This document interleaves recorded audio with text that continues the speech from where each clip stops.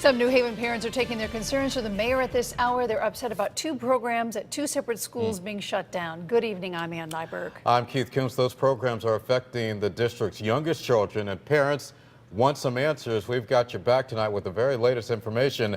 News 8's Aaron Logan live in New Haven with what she found out from the executive director of the schools. Aaron.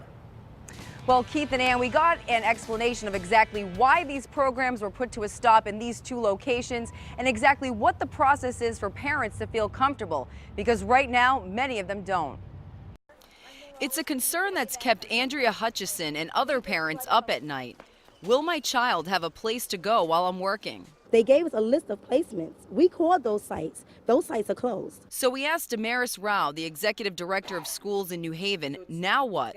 She says this is all a misunderstanding and there's a reason callers are being given this information. Well, that's because we own the spaces. And so the centers couldn't give away our spaces, which are the spaces for these families. She says all parents have to do is check in with a staff member at their child's current center sooner rather than later. We're going to have them look at all of the options, and then we're going to arrange a private tour with one of our staff because we really want parents to feel comfortable with their choice. Rouse says when you look at the numbers, 35 students will be affected once the Early Childhood Learning Center and the pre-kindergarten program at Emmanuel Baptist Church close on June 30th.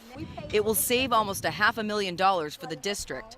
We asked Rao if there were any other reasons. She says they had to look at the best way to provide for all 21,000 students in the district. We are not really the best providers for infants and toddlers. You know, our work really begins in pre-K through 12. And so that was part of the rationale for this, is we want these children to be with high quality child care providers. Some parents say their kids couldn't have been happier. Bonds have been formed here. My daughter's been going for 2 years now. She's had continuity with having the same teachers. Rouse says her best advice to parents is not to show their anxiety during this transition. Right now, some of those parents meeting with Mayor Tony Harp to express their concerns. Live in New Haven, Aaron Logan, News 8.